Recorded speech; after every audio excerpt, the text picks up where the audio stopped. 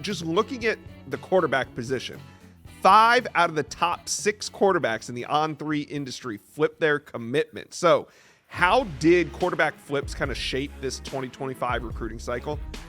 Well, Josh, it was as wild a cycle as I remember, particularly at the quarterback position. And obviously, we're in a new era, right? These players have NIL opportunities that are also impacting these college decisions. And with that, there's been a lot of change. And obviously, Bryce Underwood, Keelon Russell, Husan Longstreet, Julian Lewis, Deuce Knight. We already had a quarterback go in the portal and land elsewhere, and Jaron Key, Sagapolitelli. So it was a wild quarterback dominoes recruiting cycle here in 2026. Man, just looking back on it, I mean, you had Bryce Underwood committed for over 300 days to LSU, then he flips. Julian Lewis, he was the first commitment in that USC class, but then USC goes out and they say, okay, well, we'll just take the number 1 player in the state of California and flip Husan Longstreet from A&M. But then the Jaron Key Sagapolitelli. I don't think we've ever seen anything quite like it. Steve, we thought that maybe NIL would kind of smooth out some of these flips, maybe ensure that it doesn't happen because maybe you could lock them into some sort of NIL deal. But it seems like NIL has only increased the craziness of recruiting. There's no question. Let's start with Bryce Underwood. He committed to LSU in January of 2024, Josh. That was at a point where, Michigan, he had visited Michigan like 7-8 times that spring leading up to that fall. Michigan goes on their national championship run. But they weren't really an NIL player. It was you come to Michigan to play for Jim Harbaugh. You come to Michigan because it's Michigan. And it worked, man. Michigan came out of there with one of these bad boys.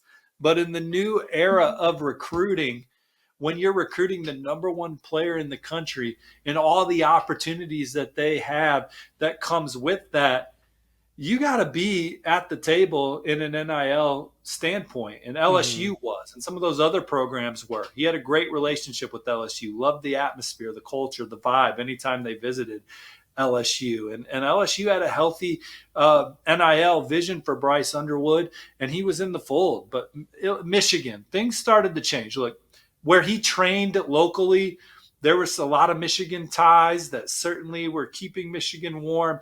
Michigan lost their game in October to Illinois, 21-7 on October 19th. And I was told that's when things really started to pick up between Michigan and Bryce Underwood. He started talking to Sharon Moore, then offensive coordinator Kirk Campbell more.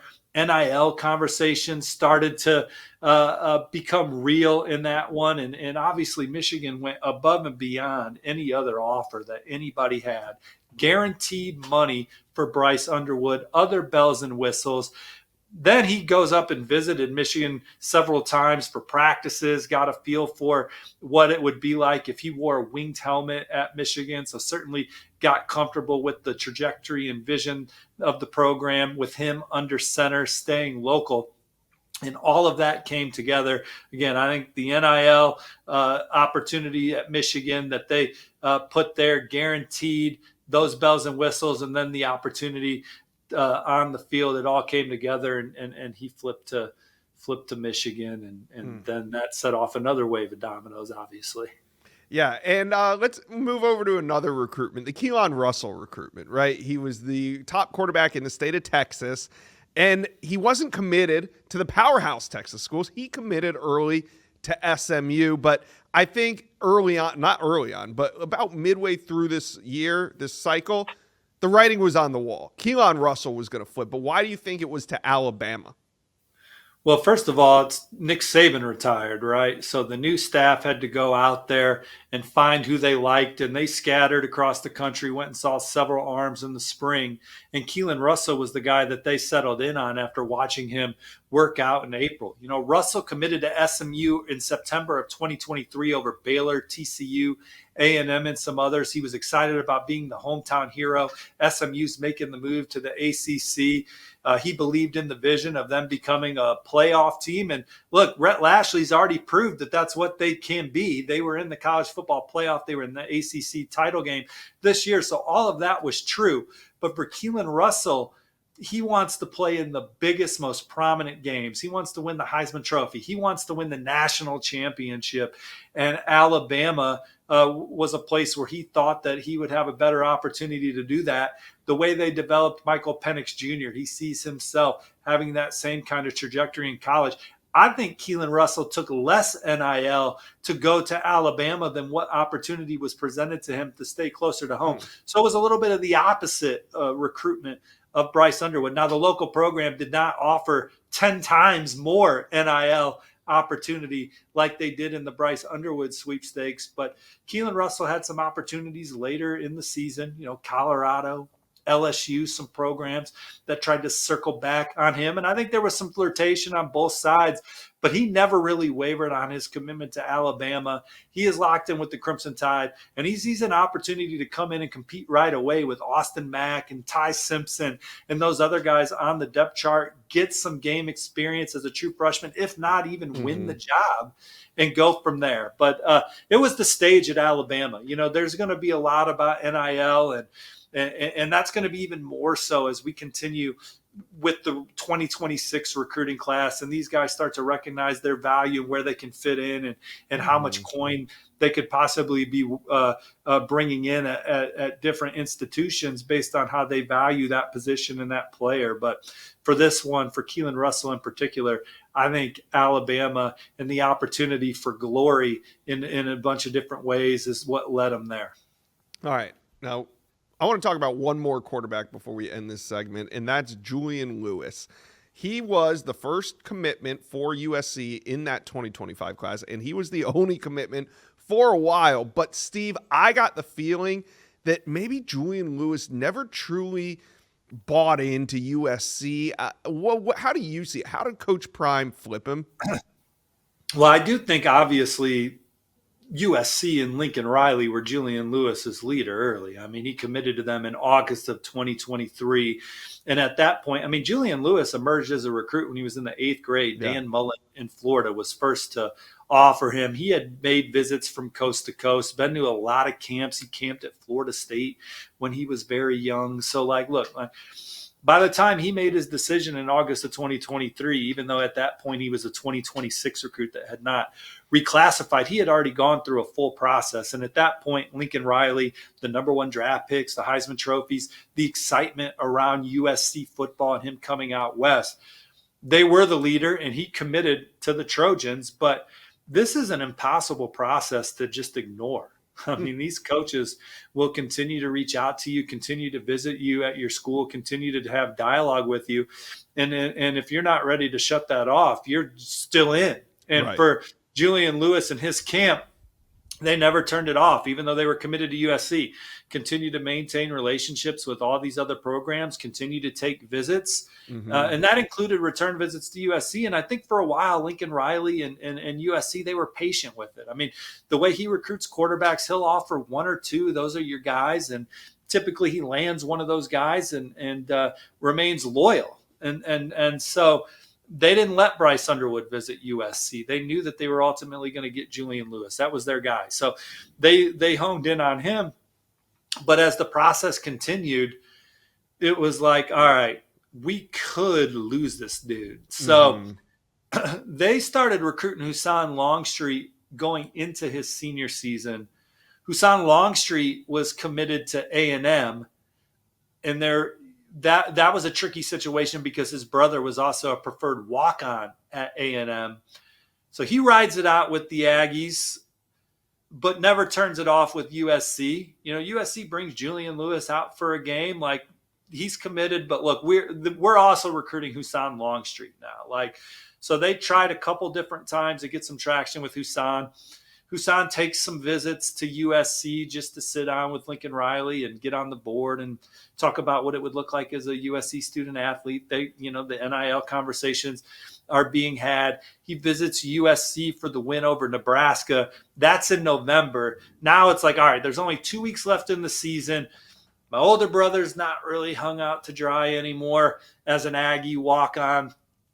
I'm flipping, you know. So he flips to USC, and at that point, Lincoln Riley then calls Julian Lewis and says, look, we are moving on in a different direction at quarterback. Meanwhile, through all of that, Julian Lewis, he had at times, Georgia was a school that was in the mix. Alabama at one time was a school that was in the mix. But the real serious ones, you had Auburn, Indiana, and then obviously Colorado, also in the mix there. He took visits to Colorado last year, spring ball, summer, and then returned for a visit in their win over Cincinnati. Had the great relationship with the Indiana coaching staff and Coach Sunseri. So who knows if he would have stuck anyway. There were times where it looked like USC was going to always weather the storm. Then there were times where it just looked like they were going to be SOL, but they were able to get moved on to Husan Longstreet and land the number 3 quarterback in the class per the new On3 player rankings. And then Julian Lewis was able to quickly pivot to Colorado. He was in Colorado's class very quickly after USC had just said, look, it's over. And so he jumps in with Colorado, and it's Colorado's offense, the lightning or the microscope on Colorado's program, the opportunities to thrive there on and off the field from an NIL standpoint, and just the popularity of the program, seeing Colorado's offense, seeing Shedeur Sanders be in the mix for all the major awards in college football. Again, that stage. I think that's why Colorado was able to ultimately beat Indiana and others for Julian Lewis once, obviously USC had finally made their final decision. So that's kind of how those worked out. Deuce Knight was obviously another wild quarterback domino in the class, Josh, committed to Notre Dame early. Really liked Marcus Freeman, Gino Godolgi, and that coaching staff, but in the end wanted to be closer to home, wanted to play in the SEC. Auburn, their history of quarterbacks from Jason Campbell to Cam Newton, to being able to see how they're turning that program around with the recruiting classes, the investment that Auburn made in Deuce Knight, getting him to campus so many times. He flips from Notre Dame to Auburn. But there were times where it looked like, hey, man, like, what are we waiting on with Deuce Knight? Could that go sideways? Could he go to Ole Miss? So Auburn's keeping Julian Lewis warm at that time too, but it ends up working out with Deuce Knight. He finally jumps in the fold. I don't know how serious that Ole Miss stuff was at the end. I was never too worried for Auburn, although we were monitoring just because that's what we do in recruiting. But those were the big flips that shaped the class and led to other flips like Brady Hart flipping to Texas A&M from Michigan, the Hebert kid flipping from Clemson to Notre Dame, SMU flipped Ty Hawkins from TCU. TCU then flipped Adam Schobel from Oklahoma State. Oklahoma State got ravaged. It's like, dude, if we lose a quarterback, man, like, who does Oklahoma State got? I bet he can spin it a little bit. And Oklahoma went and got Jet New when they lost their guy, Kevin Sperry, to Florida State because Florida State lost Tramel Jones to Florida. So in the end, it was Oklahoma State without an arm. But then they were able to go address that in the portal with Hoss Haney. So it was a wild cycle. But Bryce Underwood, Keelon Russell, Julian Lewis, Husan Longstreet, Deuce Knight, some of the big dominoes in what was just a wild 2025 quarterback recruiting cycle.